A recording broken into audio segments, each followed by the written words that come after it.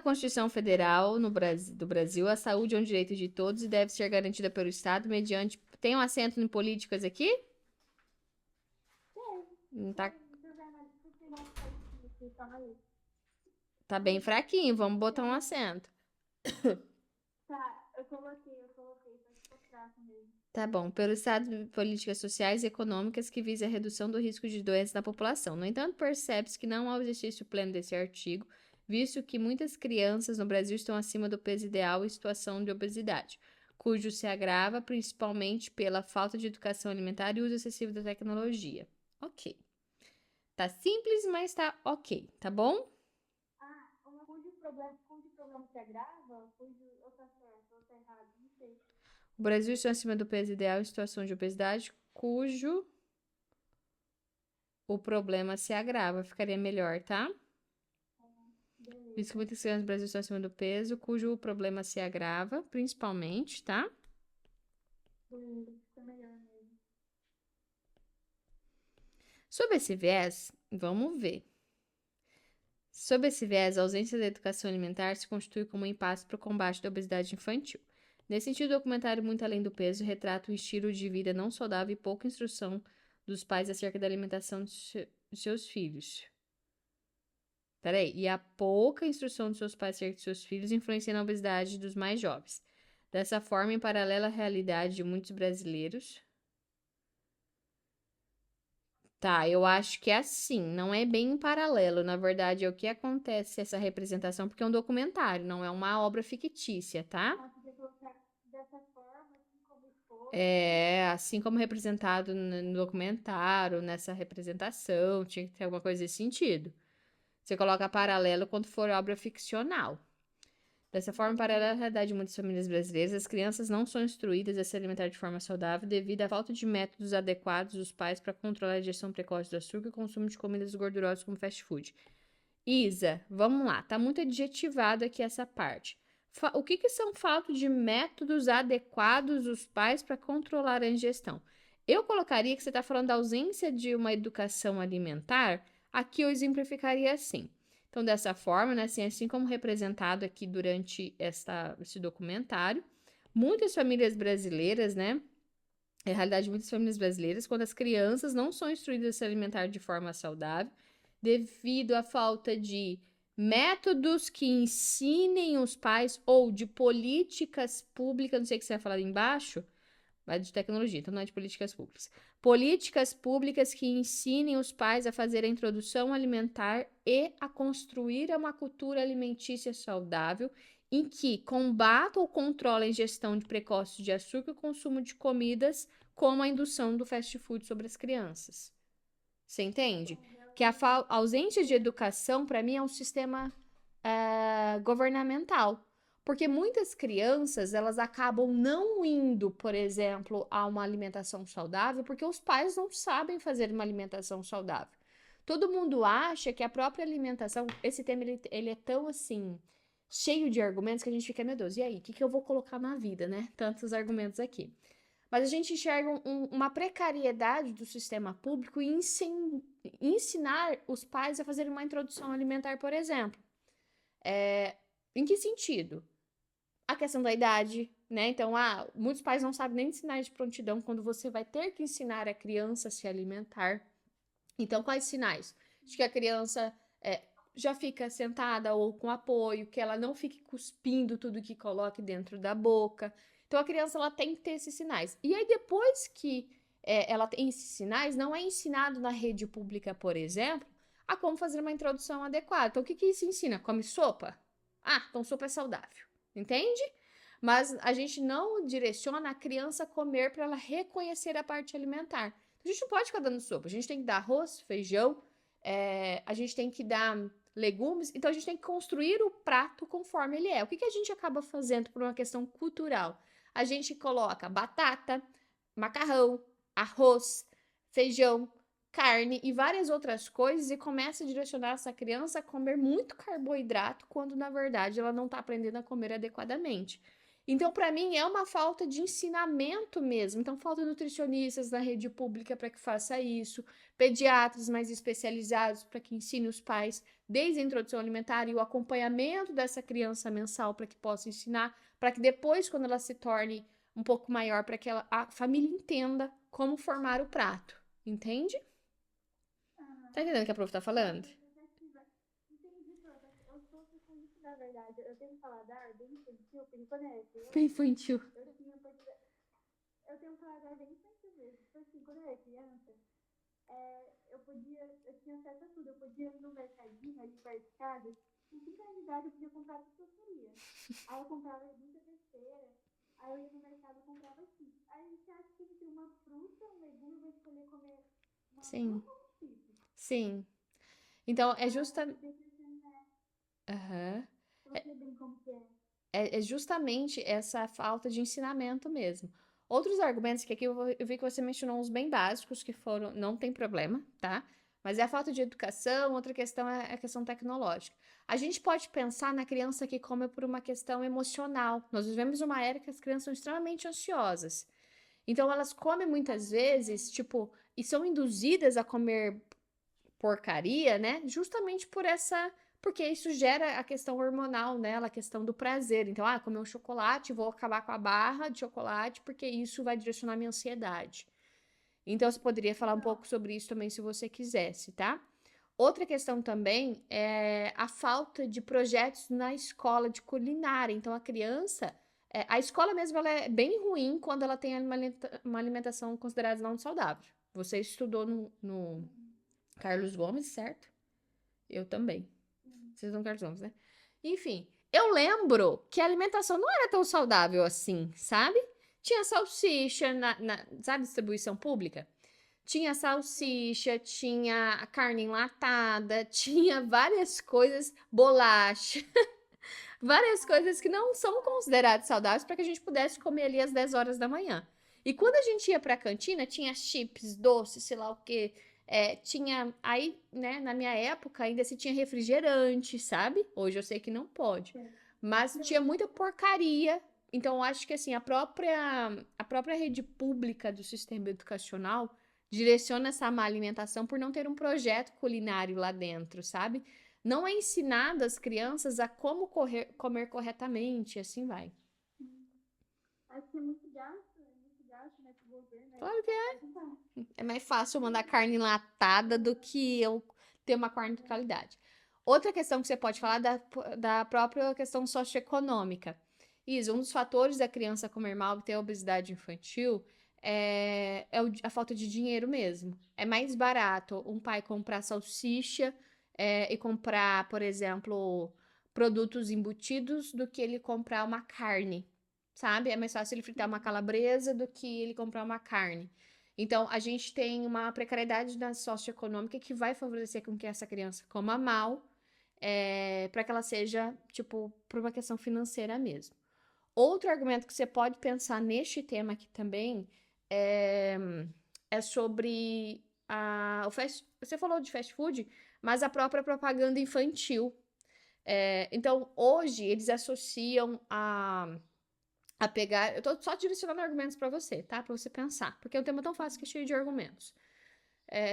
Por exemplo, a indução da propaganda infantil faz com que a criança sinta vontade de comer um lanche, um fast food ou algo nesse sentido. Vamos pegar McDonald's. Ele tem o McLanche Feliz, o Burger King que oferece aquelas recompensas de brinquedinho. Se você vai ao supermercado, tem a Traquinas que é direcionada à criança. Os chips, tudo que é considerado não saudável, eles fazem uma indução infantil muito grande. Então, esse marketing infantil, inclusive se a criança está no YouTube, se ela está lá, porque tem criança que tem acesso à rede social, né? Enfim. As propagandas direcionadas a ela, principalmente no YouTube Kids, são propagandas de alimentos não saudáveis, entende? Então é isso que é induzido a criança a consumir. Até teve uma vez eu vi uma reportagem, né, de que fizeram entraram com uma ação contra o Mac para que ele pudesse parar de fazer isso. E aí, tipo assim, claro que não vai ganhar, porque quem é que tá dando fast food para teu filho? O Mac ou você? Entende? Então, enfim, é você que decide. Mas até tem uma propaganda, até essa propaganda induz a criança Além da rotina dos pais e tudo mais, a questão cultural que os próprios pais ensinam. Enfim, tudo bem essa parte argumentativa? Sim, essa das propagandas ia ser muito boa. Só que, tipo assim, como eu posso, tipo assim, melhorar isso na proposta de intervenção? Como que eu posso solucionar esse problema do marketing abusivo? Do marketing Tipo, abusivo, você precisa fazer com que se torne obrigatório de que eles informem que aquele alimento é considerado, tem baixo teor calórico, tipo, tem muito teor calórico. Tipo, então, igual tipo tem nas assim, propagandas de. alto glúten, alto Eles têm que informar o valor nutricional das propagandas. Então, aí, pros pais, tipo, cara, você vai dar porque você quer, entende? ou também não deixar tão exposto, né? Porque, tipo assim, você chega lá no McDonald's, já tem os brinquedinhos ali na frente. Eu vi, tá todo mundo vê, tá Mas todo você não mundo vai conseguir intervir nisso aí, não. realmente não tem como. Não tem como você fazer intervenção. Tipo assim, falar pro Mac parar de deixar os brinquedinhos lá, cara, ele é uma empresa, ele faz o que ele quiser. Inclusive, se a gente for pensar no Mac, nem é uma empresa brasileira. Então, a cultura, né, dos Estados Unidos, se a gente for pensar, as crianças comem bacon, comem porcaria. Então, é diferente a questão cultural lá. Aqui vieram pra cá, fizeram uma brasileirização, mas que a gente tem uma cultura de comer mais saudável. Bom, eu não sei se é porque eu como mais saudável no café da manhã e que eu jamais conseguiria comer um bacon, entende? É, sei lá. Mas tem gente que come super bacon de manhã, né? Se eu pedir um pãozinho, um casinho, tá bom já. Oi? Tipo assim, meu café da manhã é o quê? Um cappuccino e um pãozinho ali com manteiga. Nós temos a cultura de comer o pão francês, né? No café da manhã. A gente tem outros hábitos alimentares. A gente tem o hábito do arroz e feijão, na hora do almoço. Então, o brasileiro ele já tem um hábito mais saudável. Mas também isso não é generalizado. A gente tem pessoas que comem super mal desde o café da manhã até a hora de dormir. Então, a questão da própria empresa querer incentivar você a comer, comer algo não saudável é porque é a política da empresa mesmo de oferecer hambúrgueres que não são legais, entende? Então ela vai querer vender. Óbvio, então eu não vou E conseguir tem que intervir saber nisso. também dessa parte, é que é uma opção da pessoa, sabe? Tudo que sabe que Que é a faz mal, opção. a pessoa vai lá porque, né, não quer se esforçar, tipo, comer algo mais saudável. Alice hoje de manhã, o que que ela quis comer? Ela abriu a gaveta, ela viu uma bolachinha recheada que ela comprou ontem no supermercado, porque eu deixo ela comprar uma bolachinha pra ela comer durante, sei lá, a semana, entende? Ela não vai ficar comendo toda hora. Sim. Falei, filha, isso não é saudável pra você comer de manhã, isso faz mal pra tua barriga, sabe? Eu começo a falar isso. O que que ela fez? Ela comeu uma. Ai, senhor, eu jamais conseguiria comer uma bolacha não recheada. Mas assim, olha a indução que se tem, a mãe deixou comprar, então eu vou comer de manhã, entende? E a mãe tá sendo julgada agora nesse momento. Mas só pra você entender, então, tem coisas. Eu jamais deixaria eles comer um chocolate de manhã, porque pra mim, assim, é absurdamente. Mas ela comeu uma bolacha recheada que tá quase no meio ali, né? Às vezes o chocolate é até menos pior do que a bolacha Então, recheada. Mas enfim, só pra você entender, tipo, são os pais que permitem. Eu permiti, por exemplo, entendeu? sim. Vamos lá? Portanto, percebe-se que a ausência de incentivo alimentar corrobora. Corrobora com a Corrobora. Tem dois R aqui, né? Com obesidade infantil. Ademais, convém ressaltar a utilização exagerada. Evita adjetivar o exagerada, tá? Tá muito informal. Convém ressaltar que a utilização da tecnologia. Oi? Demasiado, alguma coisa assim, a utilização demasiada. Demasiado. É. Ah, tá. É que eu achei que seria mais tipo, adjetivado ainda. Eu pensei, exagerado, tipo, tá bom já. Aí eu tinha pensado em negócio exacerbado. É Mas aí mais ficou formal do que exagerado, tá? De tecnologia pelas ficou crianças demasiado. é um fator agravante da obesidade infantil. Nessa perspectiva, a revolução tecnológica iniciada no final do século XX propiciou o desenvolvimento da internet, de celulares e computadores, o que permitiu o surgimento de uma sociedade conectada às telas. Eu acho que você poderia focar de uma sociedade infantil conectada e induzida à utilização de telas, tá? Desse modo, geralmente, diversas crianças do cenário brasileiro crescem vidradas, tá muito informal, nas redes sociais. Desse modo, geralmente, diversas crianças do cenário brasileiro crescem vidradas nas redes sociais e, devido à falta de controle dos pais quanto ao uso excessivo desse recurso pelos seus filhos, o público infantil deixa de brincar e realizar atividades saudáveis como correr e pular corda. Ai, tá bem informal aqui que você tá trazendo, hein? Ai, me acostumei com a Wayne. Eu consegui pegar. Ah, mentirosa. Não, tipo assim, a minha justificativa da informalidade tá na outra faculdade. Não, Exatamente. sai não. Vamos lá. Desse modo, geralmente, diversas crianças no cenário brasileiro, né, são influenciadas a utilizar a tecnologia, principalmente as redes sociais e os aplicativos. O YouTube é stream, né? É isso? Aplicativos de streaming. E devido à falta de controle, eu acho que não, e devido à falta de controle dos pais, controle excessivo de recursos, e devido à falta de controle desse uso ou do uso dos recursos tecnológicos, o público infantil não pratica, ou muitas vezes não pratica atividades físicas de movimentação ou alguma coisa nesse sentido, uma vez que são viciadas na utilização desses recursos tecnológicos ou alguma coisa nesse sentido. Eu não colocaria que ela corre e pula corda, entendeu? Existe atividade para criança. Não é pra você especificar, tipo assim, a criança só faz como? X e Y. Não, tira isso aqui. Eu acho que você pode falar muito mais da indução do que o uso excessivo faz sobre a criança, principalmente ao sedentarismo, para você focar, por exemplo, na ideia da falta de atividades não saudáveis. Sim. Tá bom? Por consequência, o exagero, de novo, e tá ruim, das tecnologias leva a população infantil ao sedentarismo, que leva os índices de obesidade. Eu acho que a gente pode deixar mais formal. Outra coisa importante, para você falar da revolução tecnológica, para o seu desenvolvimento da internet, eu colocaria também, se você quisesse associar ao marketing aqui, talvez, também, sabe? Ao marketing da indução do que as crianças querem assistir.